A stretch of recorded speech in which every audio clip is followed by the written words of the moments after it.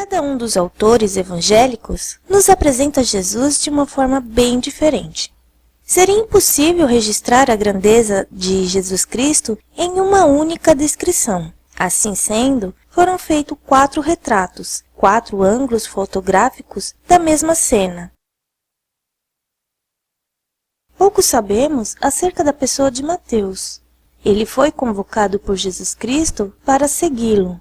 Ele era publicano e coletor de impostos. Como tal, provavelmente era desprezado pelos judeus, pois os judeus não concordavam que pessoas de sua própria linhagem servissem aos romanos como seus funcionários.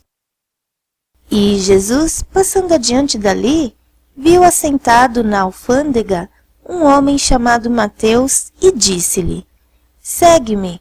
E ele, levantando-se, o seguiu. A alfândega era um posto que havia ao longo das estradas para cobrar impostos de toda a mercadoria que por ali passasse. É bem provável que Mateus trabalhasse para Herodes Antipas, tetrarca da Galileia. O trabalho na coletoria foi muito útil para Mateus. Ele estava habituado a anotar fatos na sua função, o que certamente contribuiu para sua futura missão de escritor. Os discípulos eram, na maioria, pescadores que mal sabiam escrever. Mateus, porém, era um homem culto, conhecedor tanto das leis como da história romana e também judaica. Ele sabia aramaico e grego. Mateus se chamava Levi, filho de Alfeu.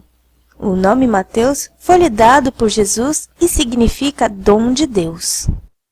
Mateus teria escrito o Evangelho principalmente em aramaico para todos os judeus da Palestina e depois teria traduzido para o grego, visando os judeus helenistas. Não se sabe ao certo quando este Evangelho foi escrito. O tema do primeiro Evangelho se encontra em Mateus 27:37. Este é Jesus, o Rei dos Judeus. Trata-se, pois, de um judeu escrevendo para outros judeus. Este foi o propósito mais importante de Mateus, mostrar como as profecias do Antigo Testamento cumpriram-se em Jesus.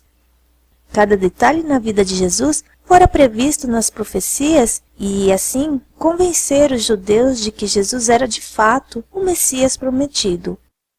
A ideia predominante neste livro é a de Jesus como rei. Já no primeiro capítulo, vemos Jesus como descendente do rei Davi. O título Filho de Davi aparece em várias referências no livro. Os magos do Oriente vieram à procura do rei dos judeus. A entrada triunfal de Jesus em Jerusalém era para muitos a entrada triunfal do seu rei. E até perante Pilatos vemos a anunciação de Jesus como o rei dos judeus. Mateus dá importância aos ensinamentos de Jesus e reúne muito deles em 5 grandes discursos. O Sermão do Monte, no qual Jesus fala a respeito do caráter, dos deveres, dos privilégios e do destino daquele que pertence ao reino dos céus. Instruções dadas aos 12 apóstolos para a missão de anunciar a vinda do reino de Deus e curar os doentes. Características e mistérios do reino apresentados em forma de parábolas. Orientações a respeito da vida nas comunidades compostas pelos cristãos.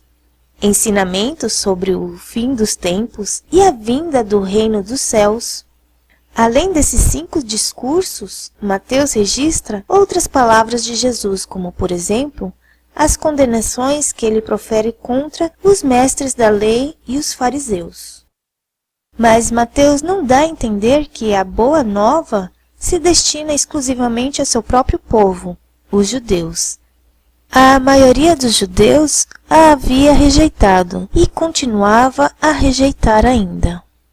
Algo tão doloroso para o autor que muitas vezes ele soa até pouco antijudaico. Assim, este evangelho que começa olhando para trás, para o Antigo Testamento, termina com a grande comissão de Jesus. Portanto, ide, ensinai todas as nações, batizando-as em nome do Pai, e do Filho, e do Espírito Santo, ensinando-os a guardar todas as coisas que eu vos tenho mandado. E eis que estou convosco todos os dias, até a consumação dos séculos. Amém.